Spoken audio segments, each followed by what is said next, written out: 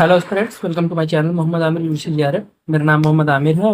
मैंने GRF clear किया दिसंबर 2024 वाले एग्जाम में। मैंने 99.872% आंसर क्यूब किया और ऑल इंडिया रैंक जो थी वो मेरी 11th आई थी। ठीक है, तो अभी फिलहाल इस चैनल के बारे में बता दूं तो इस चैनल पे आपको to the point lecture, paper one के सारे lectures to the point, previous year questions, lectures with exam oriented और प्रीवियस ईयर क्वेश्चंस के क्विजेस और इजी टू अंडरस्टैंड टॉपिक, जो कॉम्प्लेक्स टॉपिक्स हैं उनको सिंपल करके भी समझाया जा रहा है। ठीक है, और मैं अपने नोट्स भी नोट्स के हिसाब से, जो नोट्स मैंने पढ़े थे जिस हिसाब से, और वो नोट्स मैंने बहुत ज़्यादा एनालाइज करके बहुत ज़्यादा प्रीवियस क्वेश्चंस को ध्यान में रख के बनाया हुआ था। ठीक है, तो इस चैनल पे आपको प्रॉपर एग्जाम एनालिसिस और स्ट्रेटजी भी मिलेगी। ठीक है, तो हम लोग पेपर वन पढ़ रहे हैं और रिसर्च मेथोडोलॉजी, ये लेक्चर 5 है। लेक्चर 5 इससे पहले भी 4 लेक्चर्स बना चुके हैं हम लोग। ठीक है, तो इस लेक्चर में हम लोग देखेंगे variables, its types and experimental research के बारे में। ठीक है, तो वेरिएबल्स क्या होते हैं, उसके टाइप्स क्या क्या है और एक्सपेरिमेंटल रिसर्च क्या होता है। ठीक है, तो वेरिएबल सिंपली हम कह सकते हैं, वेरिएबल और कांस्टेंट में डिफरेंस ये होता है कि वेरिएबल जो होता है वो वेरी होता है, जो चेंज होता है, जिसका काम होता है कि वो चेंज होगा। ठीक है, तो उसको वेरिएबल कहते हैं। तो रिसर्च में जो चीज़ चेंज होती है, जो चीज़ बदलती है, उसको हम लोग वेरिएबल कहते हैं। ठीक है, ये कुछ भी हो सकता है जो हम मेजर करें, कुछ भी हो सकता है जिसको हम मेजर कर सकते हैं, मैनिपुलेट कर सकते हैं, कंट्रोल कर सकते हैं एक रिसर्च में। ठीक, की टर्म क्या है, मेजर, मैनिपुलेट और कंट्रोल। ये जो की टर्म्स है वो आप बहुत अच्छे से याद रखिएगा, क्योंकि ज़्यादातर क्वेश्चन यूजी नेट में इसी से पूछते हैं, की टर्म्स में। ठीक है, इसका एग्जांपल हो जाएगा height of student in a class, temperature of city, number of books read by student. मतलब इन्हीं सारी, यही सारी चीज़ें हैं जो वेरी करेंगी। हाइट ऑफ स्टूडेंट जो है क्लास में वो वेरी करेगा, टेम्परेचर एक सिटी का वो वेरी करेगा, नंबर ऑफ बुक्स जो है वो बच्चों की तरफ पढ़ी जा रही है वो वेरी कर सकती हैं। ठीक है, और variables are divided into different types based on their nature and role in research. ठीक है, तो आगे हम देखते हैं दो तरीके के वेरिएबल्स होते हैं, डिपेंडेंट वेरिएबल और इंडिपेंडेंट। मेनली दो तरीके के होते हैं, डिपेंडेंट वेरिएबल और इंडिपेंडेंट वेरिएबल। ठीक है, डिपेंडेंट वेरिएबल जो होता है वो आउटकम वेरिएबल होता है। आउटकम वेरिएबल मतलब कि आउटकम वेरिएबल मतलब किसी चीज का इफेक्ट उस पर पड़ता है। ठीक है, ये जो होता है ये हम मेजर करते हैं रिसर्च में। अगर कोई रिसर्च हम कर रहे हैं तो इसको हम मेजर करेंगे, खुद से हम मेजर करेंगे इसको। ठीक है, और ये डिपेंड करता है अनदर वेरिएबल पे, दूसरा वेरिएबल जो है उस पर डिपेंड करता है। ठीक है, इसका एक एग्जाम्पल अगर हम देखते हैं, एक रिसर्च एग्जाम्पल लेते हैं। ठीक है, a teacher test if more study time improve student. एक टीचर जो है वो टेस्ट कर रहा है कि क्या ज़्यादा पढ़ाई करने से स्टूडेंट्स की जो मार्क्स है वो इंक्रीज होते हैं कि नहीं, इम्प्रूव होते हैं कि नहीं।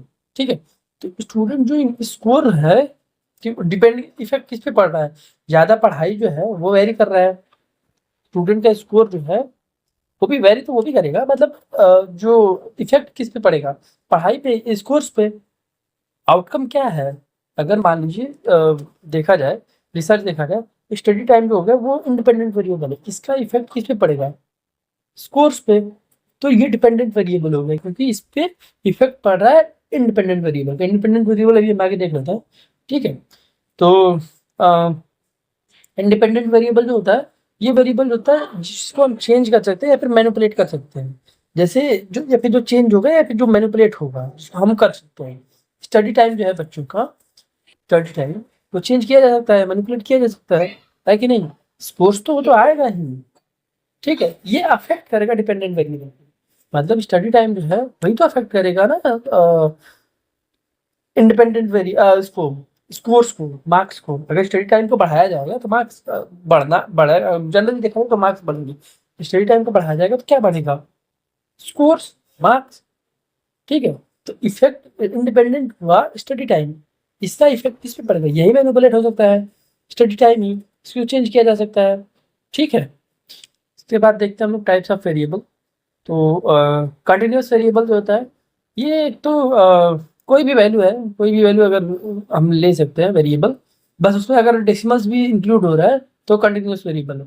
और वही डिस्क्रीट वेरिएबल और कंटिन्यूस वेरिएबल में बस दो ही अंतर होता है कि डिस्क्रीट वेरिएबल में जो होता है वो होल नंबर होता है। ठीक है, नंबर ऑफ स्टूडेंट्स, ये सब आप वेरिएबल्स पे याद रखिएगा। और मेन पॉइंट्स याद रखिएगा, व्हाट इज एक्चुअली, क्योंकि मैच द फॉलोइंग करके आता है क्वेश्चन और ऐसे ही पूछ देता है। तो ये बस याद रखिएगा आप लोग कि कंटिन्यूस वेरिएबल डिस्क्रीट वेरिएबल में डिफरेंस क्या है। और ये तो बेसिक, एक तो अगर कंटिन्यूस वेरिएबल देख लेंगे कि कोई भी वैल्यू होती है अगर डेसिमल भी इंक्लूड है तो कंटिन्यूस वेरिएबल हो गया, डिस्क्रीट वैल्यू वही होगा, जो वैल्यू है वो होल नंबर होना चाहिए। ठीक है, उसके बाद एक्सट्रेनियस वेरिएबल होता है।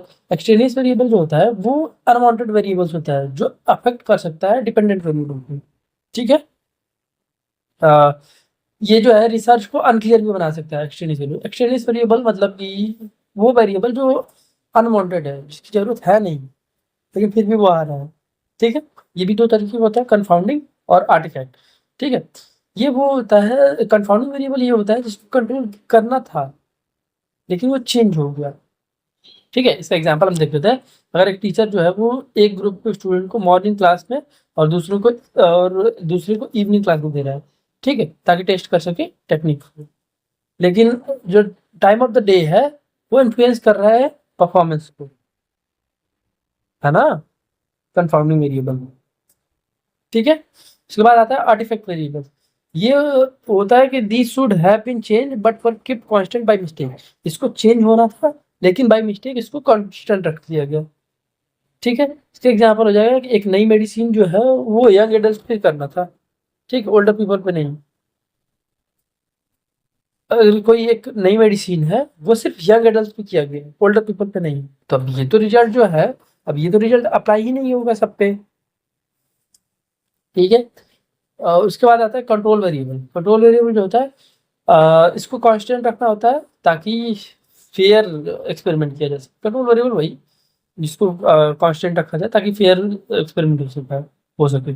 ठीक है, इसका एग्जांपल हो जाएगा, if testing different fertilizers on plant growth, keeping water and sunlight levels the same for all plants ensures fair results.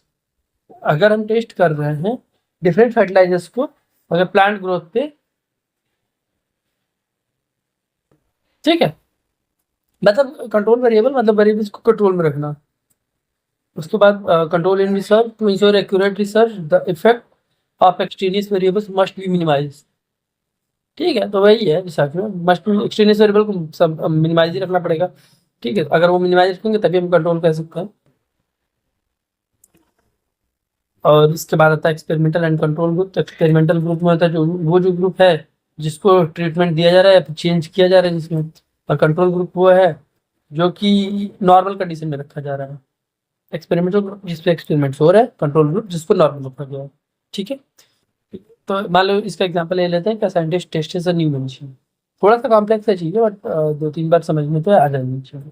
ठीक है, एक ग्रुप जो है उसको मेडिसिन दे रहा है, उसको एक्सपेरिमेंटल ग्रुप कहते हैं, कोई नई मेडिसिन ईजाद हुई है। ठीक है, दूसरे ग्रुप को भी रखा गया है, ग्रुप में कोई मेडिसिन नहीं दिया गया। अच्छा, प्लेसिबो, प्लेसिबो पता होगा आप लोगों को। प्लेसिबो मतलब कोई मेडिसिन नहीं दी जा रही, बस उनको बताया जा रहा है या फिर कि आपको मेडिसिन दी जा रही है और उसका इफेक्ट पड़ रहा है। ठीक है, ये कंपेयर करेगा कि मेडिसिन असली में वर्क करती है कि नहीं। उसके बाद हम आते हैं, जो मेन हमारा ये है कि एक्सपेरिमेंटल रिसर्च। एक्सपेरिमेंटल रिसर्च जो होता है वो टेस्ट करने, वो हाइपोथेसिस टेस्ट करने का। हाइपोथेसिस मैंने बताया हुआ था कि हाइपोथेसिस एक सिंपल आंसर होता है आपके रिजल्ट का, आपके रिसर्च का एक सिंपल आंसर जो आपने गेस किया हुआ है कि ये होगा। ठीक है, जैसे कि वो वाला जो टेस्ट था, टीचर अगर स्टडी टाइम बढ़ाया जाएगा तो स्कोर इम्प्रूव होंगे, तो हम जनरली आंसर लेके चल रहे हैं कि हाँ होंगे। Result is hypothesis, may be wrong may be right. तो जो हमने आंसर दे लिया उसी की टूवर्ड्स हमारा रिसर्च चलता है। ठीक है, तो from manipulation of variables. Okay, हाँ, वेरिएबल्स मैंने बताया, इंडिपेंडेंट और डिपेंडेंट वेरिएबल। इंडिपेंडेंट वेरिएबल जो है वो मैनिपुलेट किया जा सकता है, डिपेंडेंट वेरिएबल जो है वो मेजर किया जाता है। ये सब पॉइंट जो है वो की पॉइंट्स है, एकदम डायरेक्ट क्वेश्चंस आते हैं इससे।